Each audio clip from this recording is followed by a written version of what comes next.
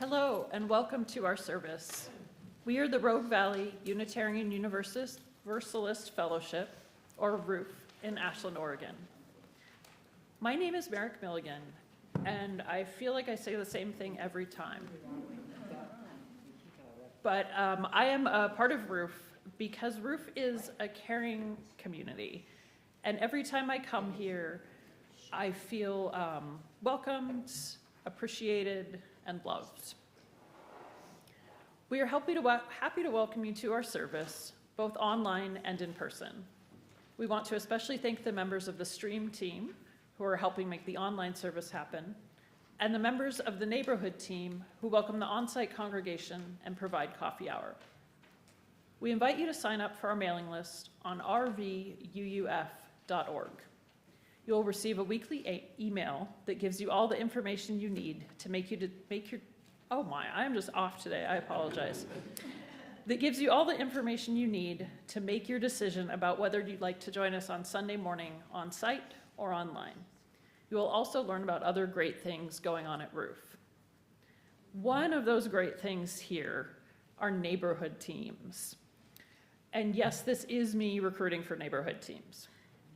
Every Sunday, you see the greeters in the lobby, you see the people passing out the offering baskets, people making coffee, people bringing snacks for coffee hour, and the people cleaning up. These people are all volunteers on neighborhood teams. We have 5 neighborhood teams on a rotating schedule, so you're only asked to volunteer every 5 weeks. And it doesn't have to be one of the visible roles. It helps even if you bring a snack or a carton and half. If you have questions or are interested, you can talk to Dolores or to myself. Today we will also be having a soup lunch after the service, and at the very end of the service, Lois will come up to tell us more. We begin each service by acknowledging that our building is built on land that began as the home of the Cow Creek Umpqua Takelma, Shasta, and Lagawa people.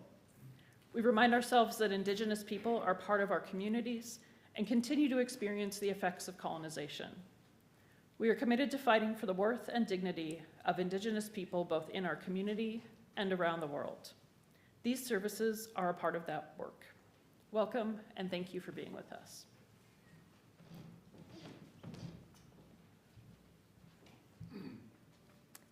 Good morning. I'm Zoe Laidlaw, filling in for Donna Barrett because she's not feeling great this weekend.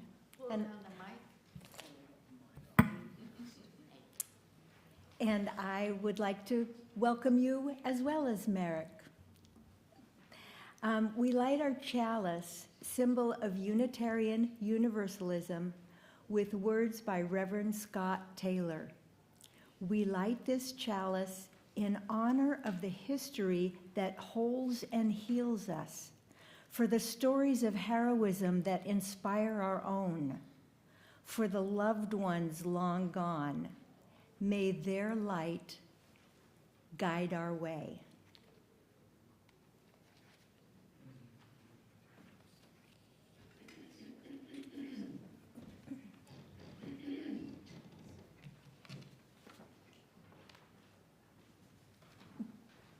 There's a lot going on there.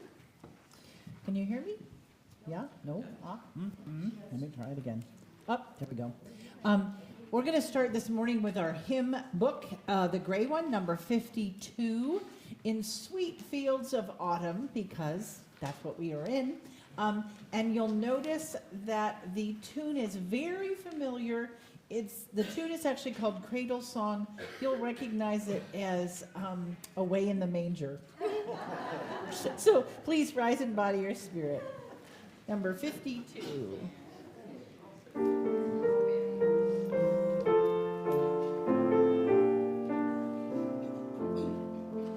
In sweet fields of autumn, the gold rain is falling, the white clouds drift lonely, the wild swan is calling.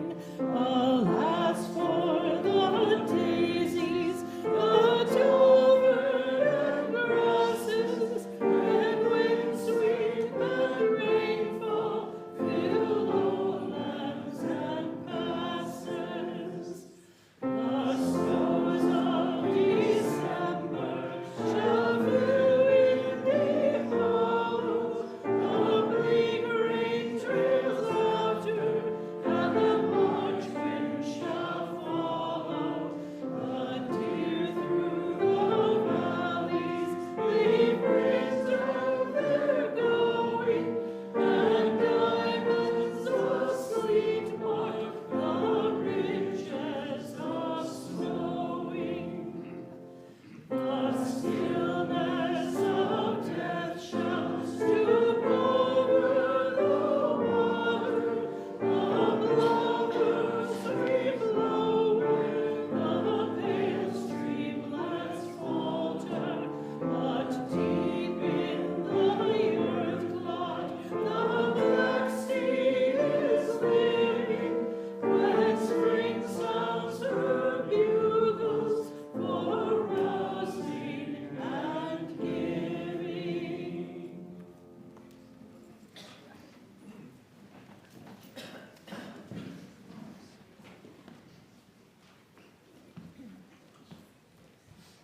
Do we have someone coming up from the anti-racism?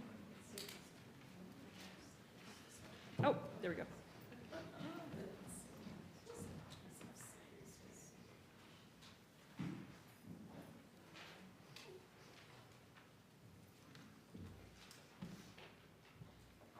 Good morning, I'm Daniel.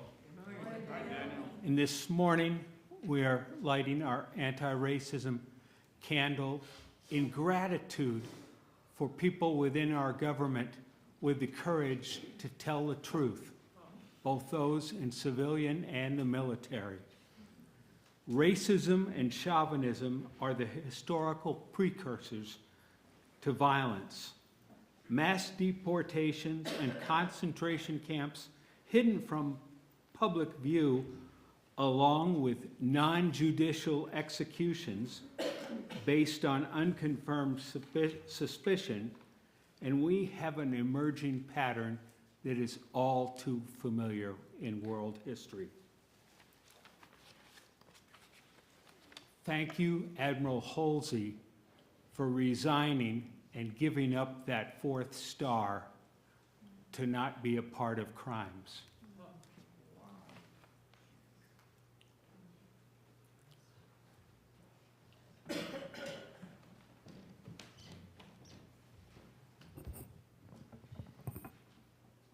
It is our practice each time we gather to light a candle for peace. We take this moment to call to mind our commitment to peace of mind, peace in our homes, peace in our communities, and peace in the world. Today's words are adapted from a traditional UU remembrance reading. We light this candle for peace and for remembrance, for those who have gone before us, whose light still warms our days. May the flame remind us that love does not end, that memory kindles hope, and that peace begins here in the living heart.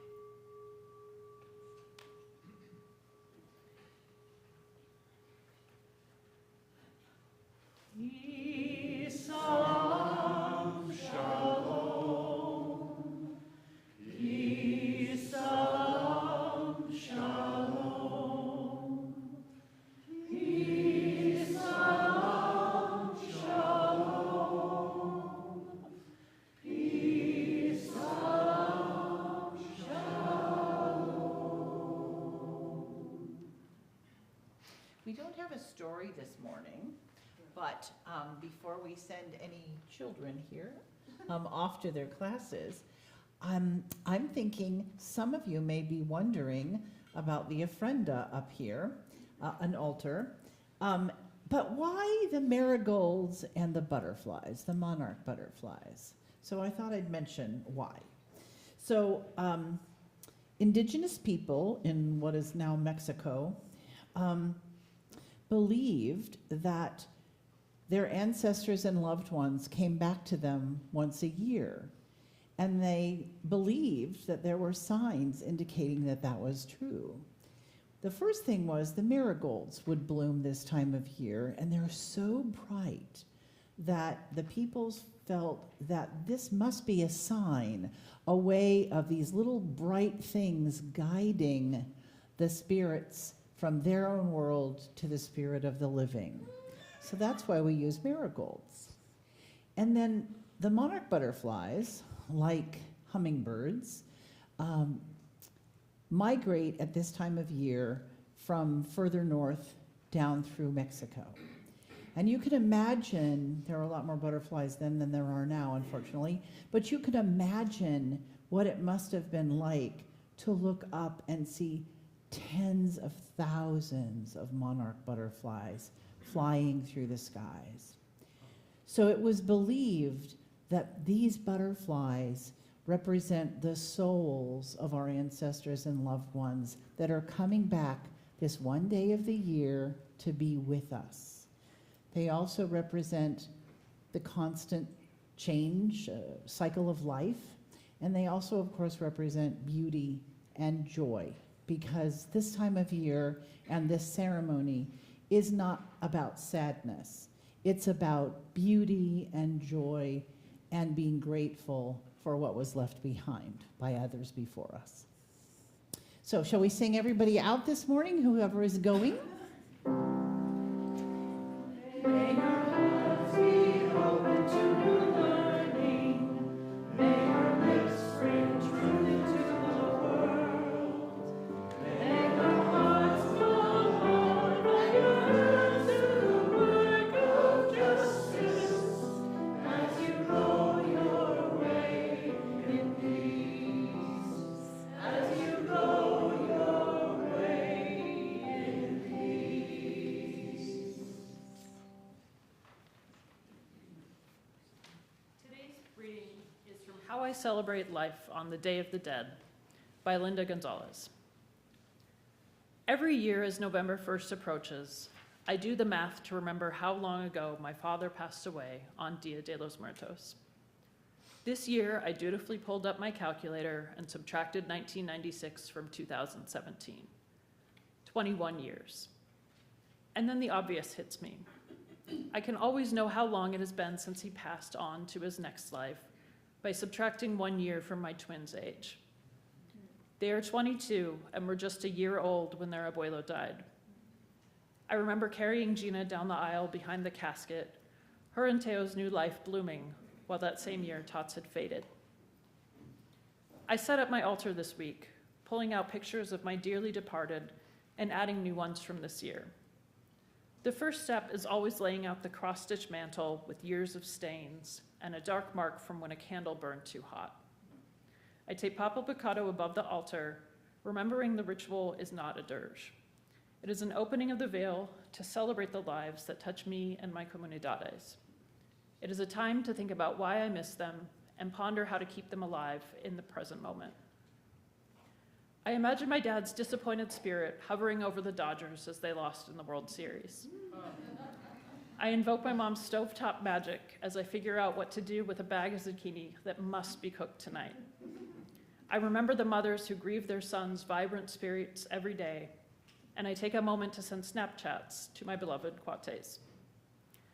Dia de los Muertos is so ingrained in my being that I'm startled to see people in costume. My mind wanders for a second. What's that all about?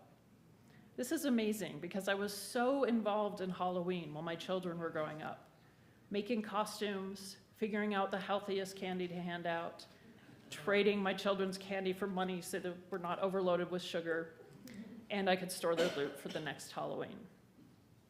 In years past, I have hosted gatherings to decorate sugar skulls, loving this tradition of blending death with creativity.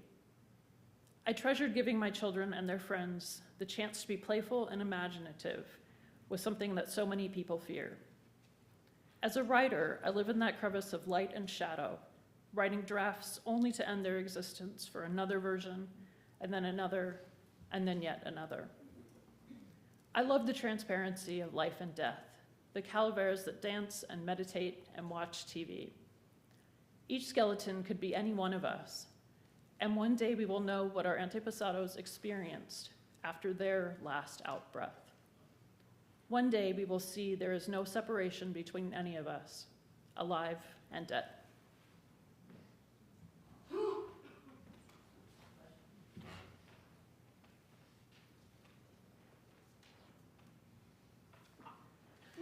Sorry, I was so entranced, I forgot where I was. So, we are going to learn a piece that several of you probably remember. I only do it once a year. As I mentioned before, this is a time of year when there is a lot of change that's very visible. So it goes like this. Probably it's best to stand if you would like to. It's called Cauldron of Changes. So the first thing you get to do is stir the cauldron. So you're going to put your hands out like this, and you're going to stir the cauldron. Cauldron of changes. Then feather on the bone. Ark of eternity, ring made out of stone. We are the old people. We are the new people. We are the same people, wiser than before. It goes like this. If you remember it or you're in the choir, you know it already. Here we go. Ready? And cauldron of changes, feathers on the bone, ark of eternity, ring made out of stone. We are the old people, we are the new people, we are the same people, wiser than before. Again. Cauldron of changes, feathers on the bone, ark of eternity, ring made out of stone. We are the old people, we are the new people, we are the same people, wiser than before. One more time. And cauldron of changes, feathers on the bone, ark of eternity, ring made out of cornerstone. We are the old people. We are the new people. We are the same people, wiser than before.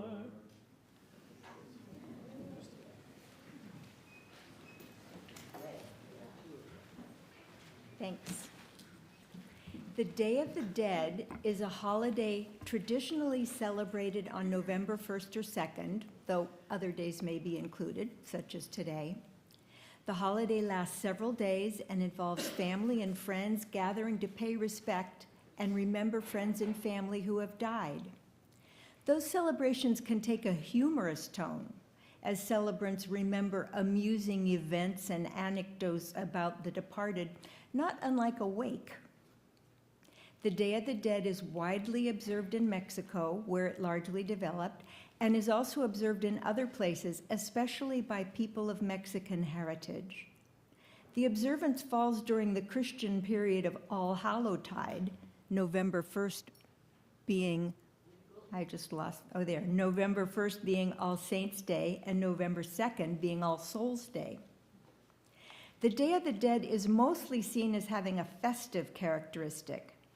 Traditions connected with the holiday include honoring the deceased using calaveras and marigold flowers, building altars with favorite foods, and beverages of the departed, and food and beverages of the departed, and visiting graves with these items as gifts for the deceased. It's not solely focused on the dead. It's also common to give gifts such as candy sugar skulls to friends and to share traditional pan de muerto with family and friends. It's also common to write light-hearted and often irreverent verses in the form of mock epitaphs dedicated to living friends and acquaintances. For our Day of the Dead ritual, we invited everyone to bring a photo of an ancestor who has passed. And now you're welcome to come up one of the side aisles, whichever one is closest to you, and then come to either microphone here by the table and make a brief comment about the person you're honoring. Remember that the service is streamed and posted on the internet, so keep that in mind when you're sharing about your ancestors. You put your photo on the table or altar here, and if you don't have a photo, you can still come up and speak about a person you're honoring, and in that case, take one of the little marigolds from the bowls there and place it on the altar. So now you're invited to come up the aisle that's closest to you, and then after you're done up here, use the center aisle to return to your seat. And please remember to retrieve your photo afterwards or before you leave today.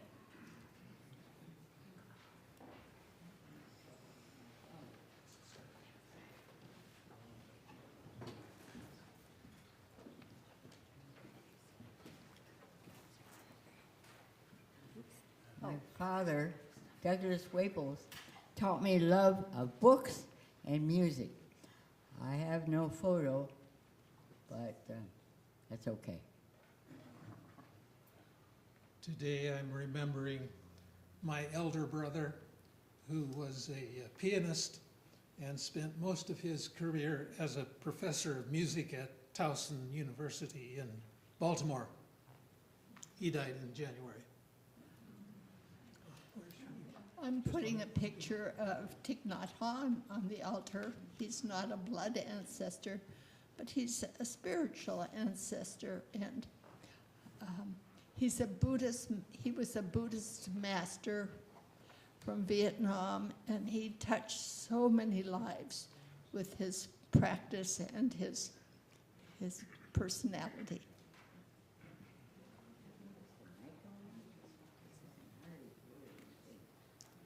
Remembering my husband, Don, who died 5 years ago. Many of you knew him.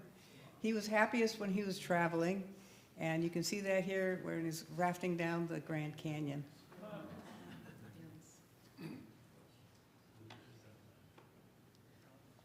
I don't know if I can do this.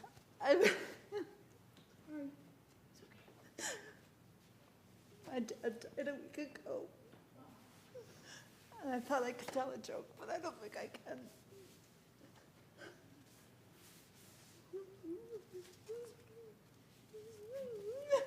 Sorry.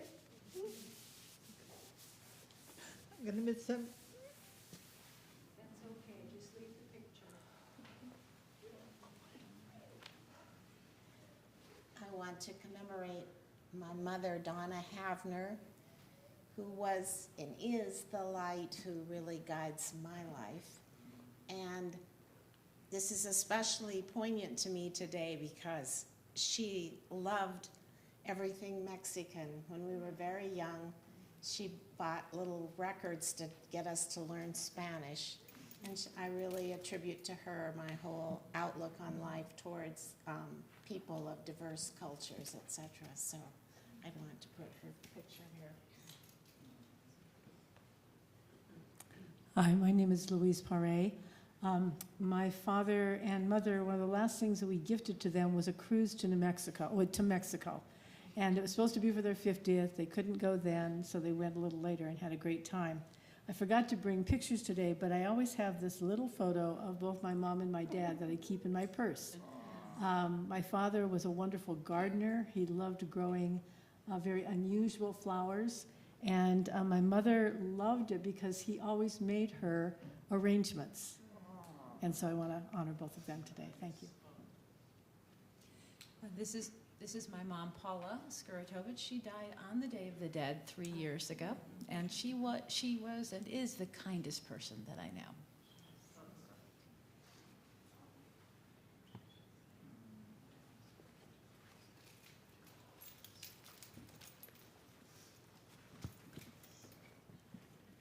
I have a picture of my dad, who was a Navy vet and quite a piece of work as a dad. But here he is in his happy place on his tractor in retirement, and he'd be happy. I share it. Oh, yes. Thank you, Carol.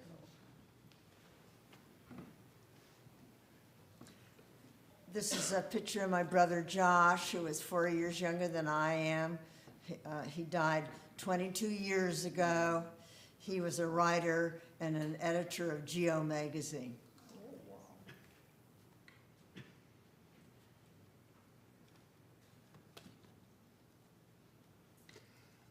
This is a picture of my father during World War II in training in radar and electronics.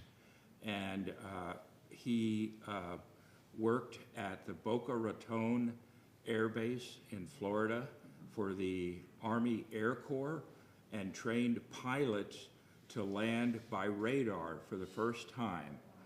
And those pilots went on to become bombers and fighter pilots against the fascists in Germany, which was especially pleasing to my father, who was an immigrant from Romania and a Jew.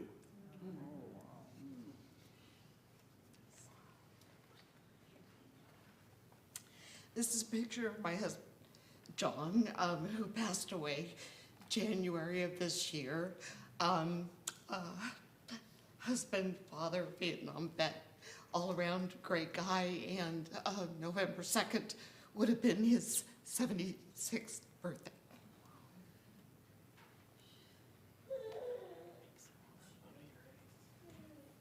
It's on the phone. Picture of a picture. So this is from my mom, Joan Carter, who died 4 years ago. She was 86. She would have been 91 3 days ago. And so I'd forgotten I had this newspaper article. So it's in a double sea kayak, my mom and I, and her pooch Rufus. And it says, this is in the early 80s, the Baywood Press On Regardless canoe race. Kayaker racer Kim Stanley and her mother, Joan Carter, get help Sunday from their pilot pooch Rufus to win the women's doubles. Let's see if I can read this with my eyes. Hold on, sorry. Hello. There we go. In the Baywood Park Festival Sea Kayak Competition, the pair were among 30 other competitors who turned out despite choppy conditions. So my mom always had a dog at the helm, and then she had a big dog, and that thing could barely, after this one passed. And that was Micah, and it was like kind of a wolf and husky mix. And anyway, she always had her dogs paddling with her. So there's my mom, and she was quite a character. I think I kind of took after her, so it's in a good way. So I don't think I'm going to leave my phone, but you can look at it later. All right.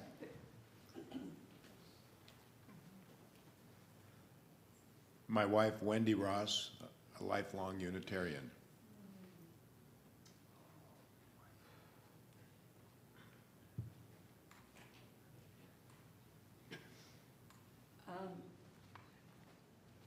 We've been so busy that neither one of us read news to note, but I'm up here anyway, and I want you to remember Barbara Kingsley, my mother's best friend and my godmother.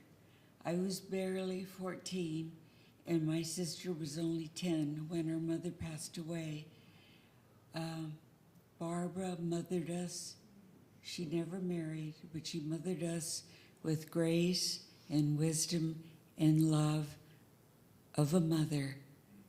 And that's something that makes her famous. Thank you. This way? Okay. Good morning. I have a picture of my father, Joseph Chaco Maliaco, and he passed away in about 18 years ago around this time of year, early December. And so he died at the age of 69. And I think I cherish the memory of him most because he loved food, and I have inherited that. I love food too, and particularly bitter and spicy food. So that's the kind of taste buds I have now because of him.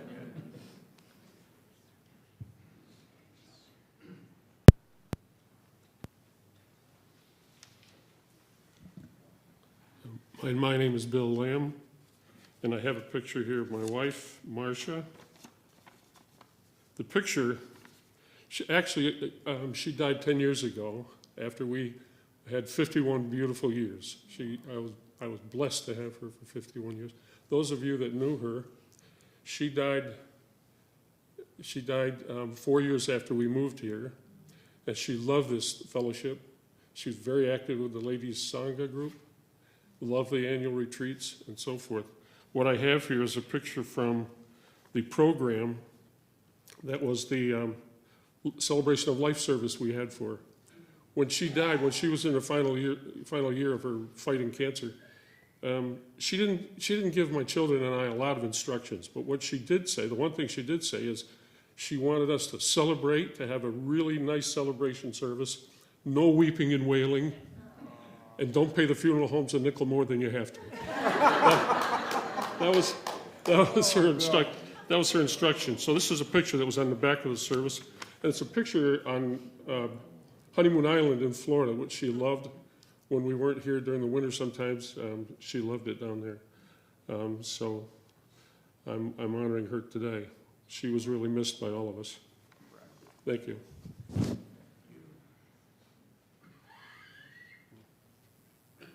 want to put it next to a candle.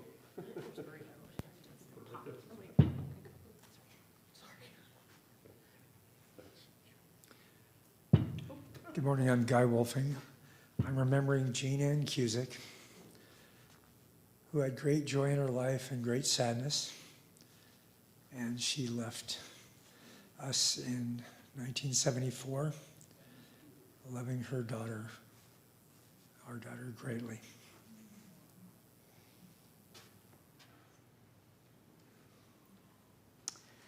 I'm remembering my sister Karla.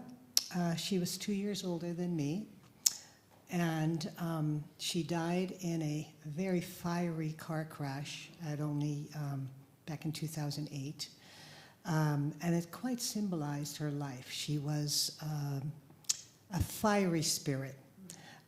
We truly loved each other. We must have talked quite frequently.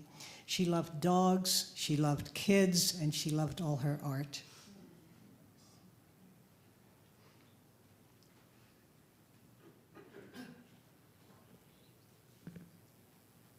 I don't have a picture, but I'm remembering my dear friend Matthew, who I lost to suicide 16 years ago.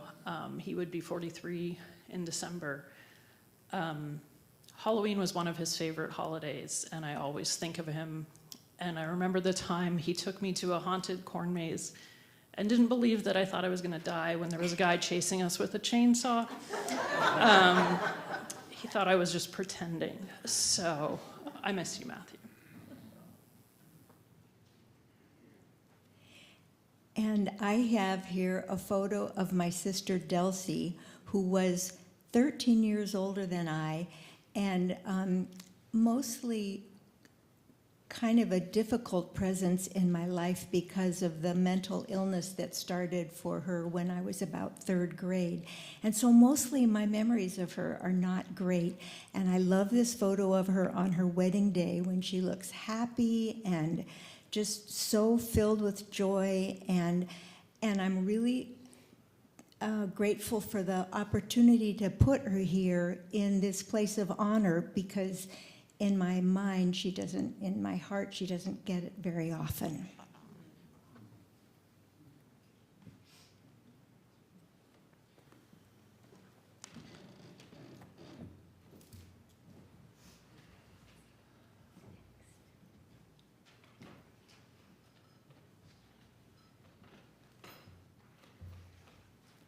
Thank you, everyone. Wow. Each week we take an offering to support the mission and work of our congregation. Once a month, usually on the 3rd Sunday, we give an offering to an agency or organization in the community that we feel embodies our mission and principles in the world. We are doing that today, even though it's the 4th Sunday. And Louise Paré is going to tell us about Southern Oregon Health E.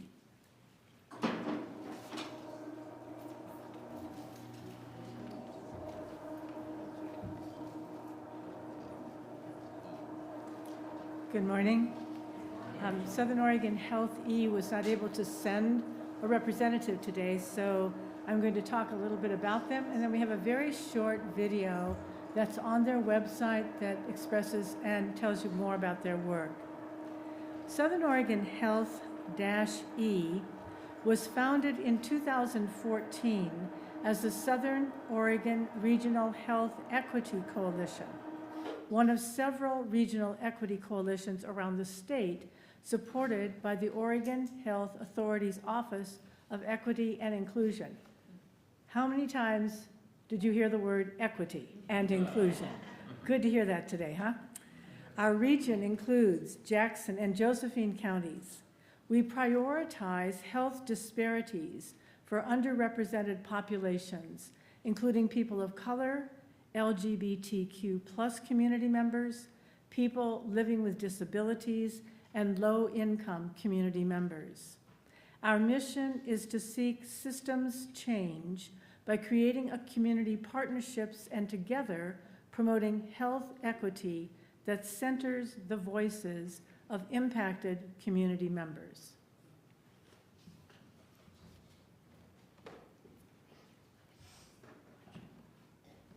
We have been working with the same grant funding since 2014. So this is a decade later, and we, despite these limitations, have still been doing outstanding and amazing work. And so to actually have resources delegated to us that reflect that and would increase our capacity would only, really deepen our reach. Not only are we empowering local, culturally specific organizations, we are providing capacity building grants, we are doing equity trainings, we are making sure that data justice and data equity is involved in every aspect of our healthcare systems. And people have changed their processes, their practices in healthcare systems to align, with equity.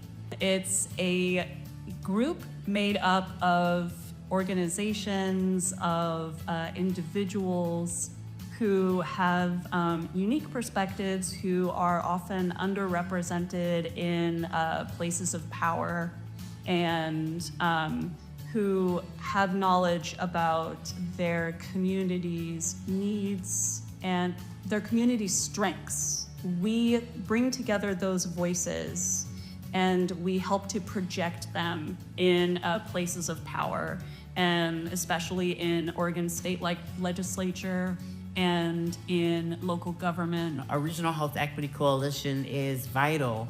It's honest, it's truth-telling, it's advocacy, it's anti-racism, it's embedding diversity, equity, and inclusion, not only externally, but also internally. Hola a todos. We have been working with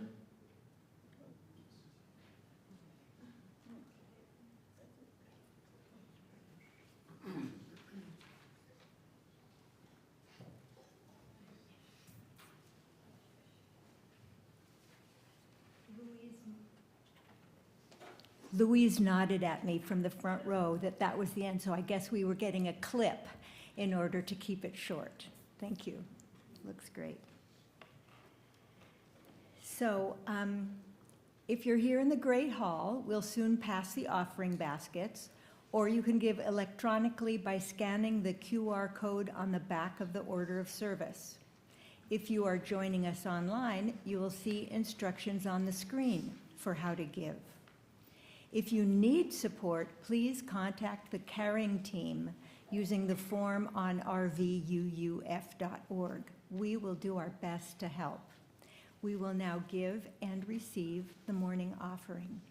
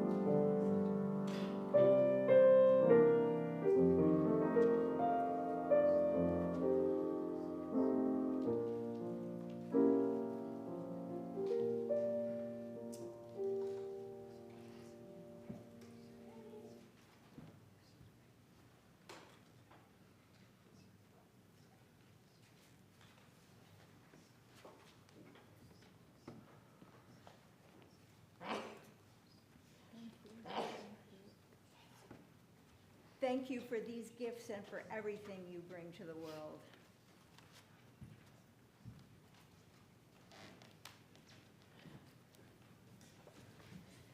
Please join me in our closing hymn this morning that I just closed, so now it's not there.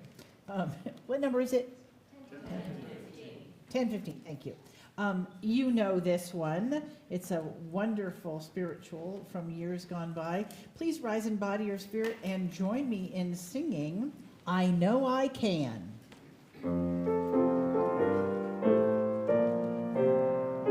Oh, we're going to skip verse 3, but we're singing all the rest.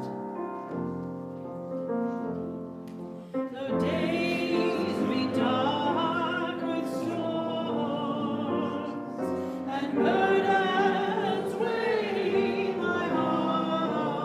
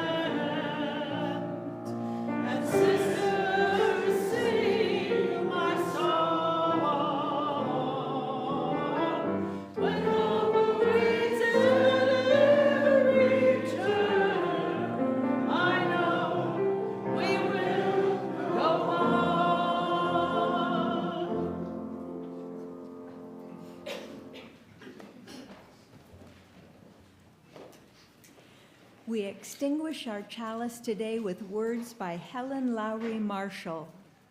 I'd like the memory of me to be a happy one. I'd like to leave an afterglow of smiles when life is done. I'd like to leave an echo whispering softly down the ways of happy times and laughing times and bright and sunny days. I'd like the tears of those who grieve to dry before the sun of happy memories that I leave when life is done.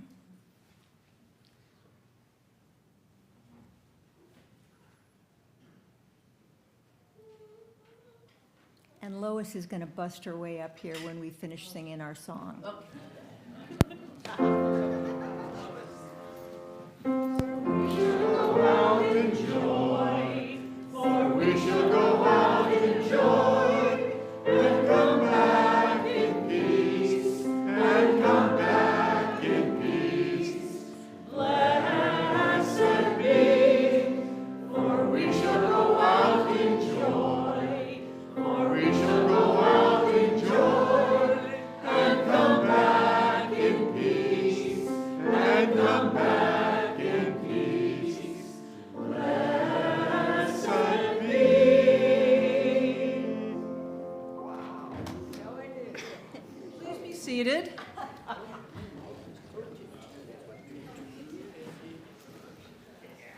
You recognize these balloons? Not really. Well, not really. Well, you're going to. 3 weeks ago, I came out with these balloons, and we wanted to try to see how much we could squash the shortfall. And today, we're celebrating after that 3 weeks with the soup lunch. So far, we have been pledged $27,000, over $27,000. Big hand, big hand. 18,500 of that has been collected, so get your checkbooks out. And what I'd like to ask right now is, these are deflated, but our income is inflated, so that's very, very good. I'm going to ask the soup makers, if you haven't, to get up and get your soup, and you're going to be serving it. And I'm going to ask you also to not be too generous in the portions to start with. Okay. Can I give this to you? Okay. We've got a couple different size bowls. So you can decide what you would like to go with, and you can go